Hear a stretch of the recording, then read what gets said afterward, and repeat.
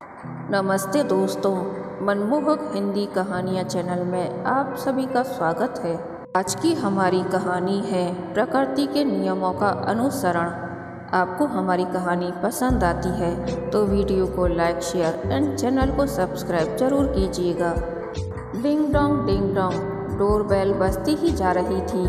स्वरा नींद में से उठकर झल्लाती हुई बाहर आई। दरवाज़ा खोला तो पोस्टमैन सामने खड़ा था।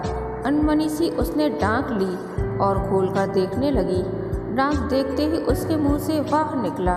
कंपनी के मैनेजर के जिस जॉब के लिए उसने इंटरव्यू दिया था उसके लिए वो सेलेक्ट हो गई थी। स्वरा ने खुशी खुशी सुधीर को फ़ोन मिलाया और सिलेक्शन के बारे में बताया। उसने मम्मी पापा, सास ससुर, भाई बहन, सहेलियाँ सभी को सूचना दे दी और शाम को घर पर पार्टी का प्रोग्राम बन गया। सभी उससे दावत जो चाह रहे थे। पहले इंटरव्यू में ही स्वरा ने इतनी बड़ी मल्टीनेशनल कंपनी में नौकरी पा ली थी। यह बड़े गर्व की बात थी। शादी को 4-5 महीने ही हुए थे। स्वरा की इच्छा काम करने की थी, सो उसने सुधीर को पहले ही बता दिया था। सुधीर भी चाहता था कि बीवी काम करे। अपने घर में इकलौता था सुधीर और स्वरा जैसी खूबसूरत और बुद्धिमान पत्नी पाकर बहुत खुश था। घर के साज संभाल से लेकर मम्मी पापा की देखभाल, लजीज खाना बनाने तक सब कुछ स्वरा ने अच्छी तरह से संभाल रखा था। माँ तो स्वरा की अक्सर तारीफ ही करती रहती। आज के ज़माने में इकलौते बेटे के लिए अच्छी बहू मिल जाए तो पेरेंट्स मानो घर बैठे गंगा नहा लेते हैं। सुधीर के माता पिता बहुत खुश थे। बस अब उन्हें इंतजार था दादा दादी बनने का, लेकिन स्वरा अभी इसके लिए तैयार नहीं थी। सुधीर भी नई नई शादी के इस मोह को जिम्मेदारियों से लादना नहीं चाहता था। दोनों की गृहस्थी अच्छी चल रही थी। स्वरा को नया काम पसंद आ रहा था। ऑफिस में सभी उसकी योग्यता के कायल हो गए थे। अपने मृदु स्वभाव और व्यवहार कुशलता से स्वरा ने सभी का दिल जीत लिया था। स्वरा सुधीर के साथ बहुत खुश थी। दोनों सुबह ऑफिस साथ जाते थे, शाम को साथ ही आते भी थे। कुछ ही महीनों में स्वरा ने अपनी कार खरीद ली और मम्मी पापा को कहीं ले जाना होता तो वही ले जाती थी। घर के काम में तो स्वरा परफेक्ट थी ही। अब वो बाहर के काम भी करने लगी थी। वीकेंड पर दोनों अक्सर शहर से दूर किसी रिसॉर्ट्स पर घूमने आते थे। सुधीर ने पहली एनिवर्सरी पर बच्चा प्लान करने की जिद स्वरा से की तो उसने बहुत जल्दी है कहकर टाल दिया। मम्मी पापा जब भी स्वरा के माँ बनने की इच्छा जताती तो वो हंसकर टाल देती। स्वरा कोई ऐसी बात ही नहीं करती थी कि किसी को शिकायत हो, लिहाजा मम्मी पापा ज़्यादा बोल नहीं पाते। सुधीर स्वरा की शादी को अब 5 बरस होने को आए थे। दोनों अभी भी जस्ट मैरिड कपल ही लगते थे। बस लोग इनके विवाह की अवधि और संतान न हो पाने को सवालिया नज़रों से देखने लगे थे। अब 1-2 दोस्तों ने तो सुधीर से पूछ भी लिया कि बाप बनने की पार्टी कब देगा, कब तक मैरिज एनिवर्सरी पर ही बुलाता रहेगा। सुधीर थोड़ा चिंतित हो उठा। उसने उसी रात स्वरा से बात करने की सोची। स्वरा आज पार्टी में सभी दोस्त पूछ रहे थे कि बाप बनने की पार्टी कब दे रहा है। सच अब तो मेरा भी मन करता है कि कोई मुझे डैडी कहे, अपनी छोटी छोटी उंगलियों से मेरा हाथ पकड़े। सुधीर ने स्वरा को प्यार से निहारते हुए कहा। मन तो मेरा भी बहुत करता है, स्वरा ने मुस्कुराते हुए जवाब दिया, पर सोचती हूँ कि एक प्रमोशन और ले लूँ, काम थोड़ा कम हो जाए, फिर बच्चे की देखभाल अच्छे से कर पाऊँगी। पर दोनों साथ साथ भी तो चल सकते हैं। घर पर मम्मी पापा तो हैं ना, वो देख लेंगे बच्चे को, फिर हम आया भी रख सकते हैं, कहीं कोई कमी तो है नहीं। सुधीर ने समझाते हुए कहा। बच्चे की देखभाल का काम अब मम्मी पापा या आया के बस का नहीं है सुधीर। माँ की जगह तो कोई नहीं ले सकता है। बच्चे के रहते मैं घर और ऑफिस दोनों में सामंजस्य कैसे बिठा पाऊंगी। स्वरा ने अपनी मजबूरी जताई। स्वरा सभी वर्किंग कपल्स के बच्चे होते हैं, सब कुछ मैनेज हो जाता है। अब तो मम्मी पापा ने टोकना भी बंद कर दिया है। सुधीर नाराजगी भरे स्वर में बोला।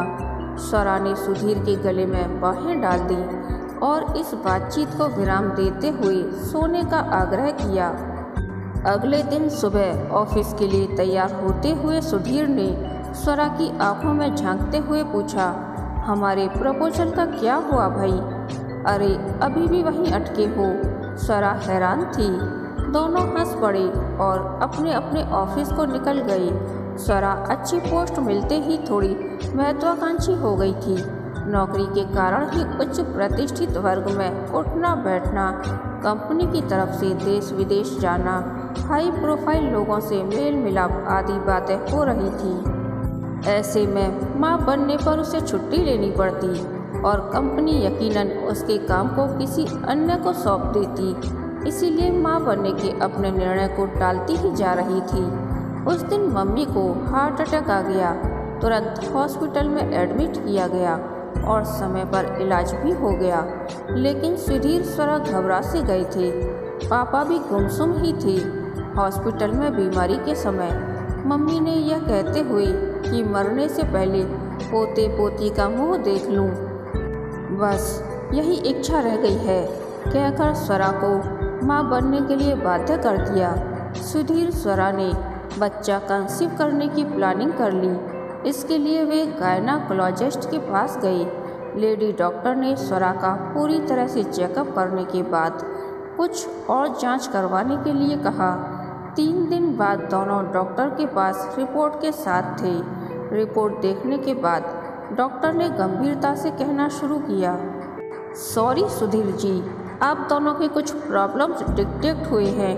दरअसल बढ़ती उम्र में कंसीव करने की संभावनाएं कम होती जाती हैं। कॉम्प्लिकेशंस का भी डर लगा रहता है। शादी के इतने साल गुजर जाने के बाद भी आप दोनों ने कोई चांस नहीं लिया, इसीलिए इनफर्टिलिटी की समस्या हो गई है, डॉक्टर कहती जा रही थी।